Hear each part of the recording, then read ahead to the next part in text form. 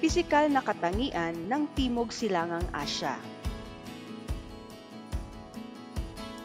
Ang Timog Silangang Asya ay isang subrehiyon ng kontinenteng Asya na nahahati sa dalawang rehiyong geographical, ang pangkontinenteng Timog Silangang Asya o Mainland Southeast Asia at ang pangkapuluang Timog Silangang Asya o Insular Southeast Asia. Ang heograpiya ay tumutukoy sa pag-aaral ng mga katangiang pisikal ng daigdig, ang pinagkukunang yaman, klima, vegetation cover at aspektong pisikal ng populasyon nito. Ito ay hango sa wikang Greek na geographiya. Ang geo ay nangangahulugang lupa, samantalang ang grapheme ay sumulat. Mula sa nakaraang aralin, ibigay ang pangalan at kapital ng mga bansang bumubuo sa mainland at insular Southeast Asia gamit ang kani-kanilang mapa at watawat. Ang mga bansang matatagpuan sa mainland Southeast Asia ay ang Myanmar na may kapital na Naypyidaw, Thailand, Bangkok, Laos, Vientiane, Cambodia, Phnom Penh,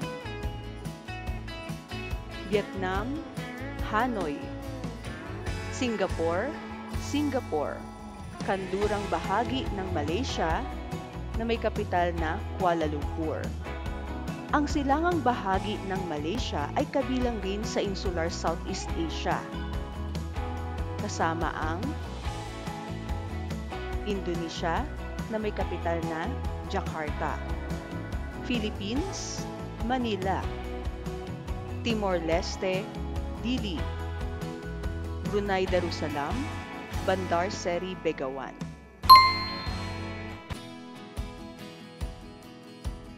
Ang mga layunin natin ngayon ay natutukoy ang mga anyong lupa at tubig na makikita sa Timog Silangang Asya, nakapagbibigay ng halimbawa ng mga anyong lupa at tubig na maipagmamalaki ng Timog Silangang Asya, at nakapagbibigay ng kahalagahan at epekto ng katangiang pisikal ng Timog Silangang Asya sa pamumuhay ng mga Asyano sa pamamagitan ng gawaing dugtungan na. Kamangha-mangha ang mga lugar na matatagpuan sa iba't ibang panig ng mundo, lalo't higit sa Timog Silangang Asya. Iba't ibang kaanyuang pisikal ang matatagpuan dito. 4 peaks, 1 word. Tukuyin ang mga anyong lupa at tubig na makikita sa Timog Silangang Asya gamit ang 4 na larawan. Ilog, bulkan, pulo, bundok, kapatagan. Ang ilog o river ang uri ng katubigang karaniwang nagmumula sa mga kabundukan at umaagos patungo sa ibang ilog, lawa o dagat. Ang Mekong River ang ika-12 pinakamahabang ilog sa mundo, ika-3 pinakamahabang ilog sa Asya at pinakamahabang ilog sa Timog Silangang Asya.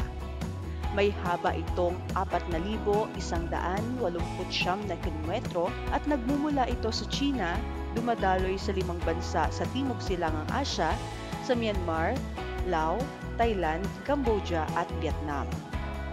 Alam niyo ba na ang Mekong River ay tinaguriang Mother of Waters? Ito ang puso't kaluluwa ng kabuuang lupain ng Timog Silangang Asya. Para sa mga Asyanong umaasa sa Mekong, ito ay buhay, tahanan ng mga espiritu at tagpuan ng mga tao. Ang Mekong ay mahalagang rutang pangkalakalan sa pagitan ng China at Timog Silangang Asya.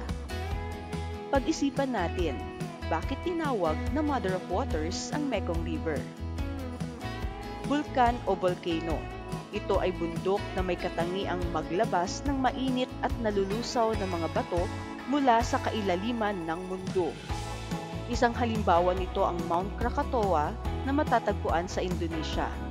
Ang pinakatanyag na pagsabog nito ay naganap noong August 26 to 27, 1883. Isa sa pinakamalakas na pagsabog ito na naitala sa buong daigdig sa kasaysayan. Alam nyo ba na bahagi ng tinaguriang Pacific Ring of Fire ang mga kapuluan sa dulong silangan ng Asya?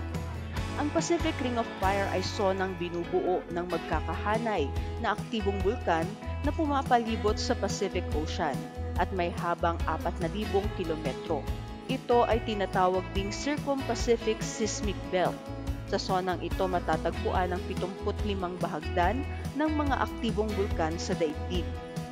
Ang anumang paggalaw na nagmumula sa mga aktibong bulkan sa Ring of Fire ay maaring maging sanhi ng pagyanig at paglindol sa mga bansang katatagpuan ng mga nasabing bulkan at nasasakop na sona. Kabilang sa mga bansang sakop ng sona ay ang Korea, Japan, Pilipinas, China at Indonesia. Sinasabing noong araw pa man, bago maisulat ang kasaysayan, ang karamihan sa mga anyong lupa at anyong tubig sa daigdig ay hinubog at binigyang forma ng paggalaw ng tectonic plates na siyang nagpabitak at nagpaangat sa ilang bahagi ng lupa at ng mga pagyanig mula sa pagsabog ng bulkan. Pag-isipan natin, ano ang kaugnayan ng pagsabog ng bulkan sa pagkakaroon ng mga pisikal na anyo tulad ng bundok, talampas, ilog, lawa at dagat? Pulo o island. Ito ay lupa na napaliligiran ng tubig. Ang Indonesia ang pinakamalaking kapuluan sa daigdig. Ito ay binubuo ng may 18,108 na pulo, samantalang ang Pilipinas naman ay binubuo ng 7,641 na pulo. Alam niyo ba na ang mga pulo ay mayroong mahalagang gampanin sa rehiyon? Ang Srivijaya at Malacca na kabilang sa Kapuloang Malay ng sinaunang panahon ay pawang naging sentrong daungan ng mga mangangalakal na nagmumula sa India at kanlurang Asya.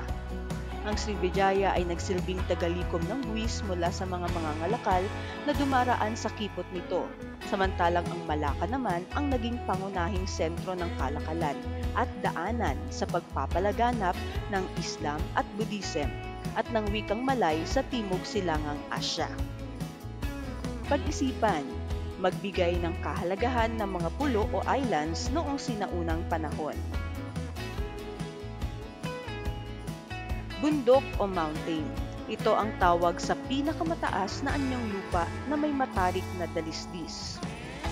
Ang Kakaborazi, ang pinakamataas na bundok ng Myanmar. May taas na 5,881 meters o 19,295 feet at siya ring pinakamataas na bundok sa Timog Silangang Asya.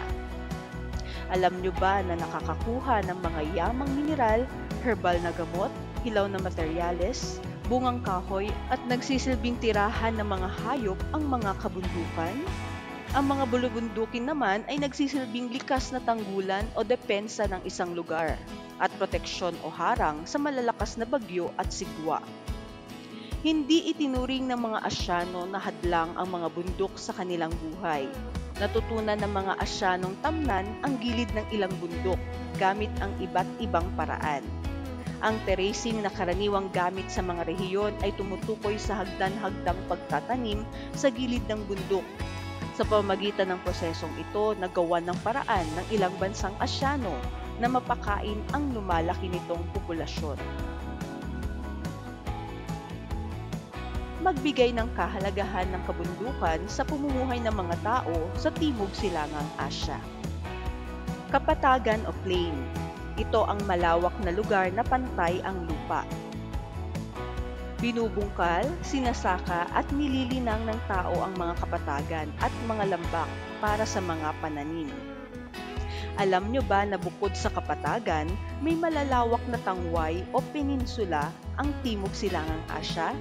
Halimbawa nito ang tangway ng Malay at Indochina at binubuo sa kasalukuyan ng mga bansang Laos, Vietnam at Cambodia. Dahil sa estratehikong lokasyon nito, ang mga tangway ay nalinang bilang sentro ng kalakalan at daungan. Magbigay ng kahalagahan ng kapatagan at tangway sa pamumuhay ng mga tao sa Timog Silangang Asya. Tandaan na ang kapaligiran ay may napakalaking impluwensya sa pamumuhay at paghubog ng kabihasnang Asyano. Napaka-importante ang pag-unawa sa pisikal na kapaligiran ng Asya. Ang mga kaganapan sa kasaysayan at pagbabagong kultural ay maaaring hatid at epekto ng kapaligirang ginagalawan ng tao. Pili sa kahon. Piliin ang tamang sagot sa kahon. Ang pag-aaral sa katangiang pisikal ng mundo. Heograpiya. Kilala rin sa tawag na Circum-Pacific Seismic Belt. Ito ang lugar na nagtataglay ng maraming hanay ng mga bulkan. Pacific Ring of Fire. Tinaguri ang pinakamalaking kapuluan sa daigdig. Indonesia. Tinaguri ang Mother of Waters. Nagmumula ito sa China at dumadaloy sa 5 bansa sa Timog Silangang Asya, sa Myanmar, Laos, Thailand, Cambodia at Vietnam. Mekong River. Nagsisilbing likas na tanggulan o depensa ng isang lugar at proteksyon o harang sa malalakas na bagyo at sigwa. Bulubundukin. Dugtungan na. Gumawa ng hanggang 3 pangungusap upang makumpleto ang sumusunod na pahayag at makabuo ng isang ideya o konsepto. Aking nalaman na ang pag-aaral ng katangiang pisikal ng Asya ay nakaaapekto sa pamumuhay ng mga Asyano sapagkat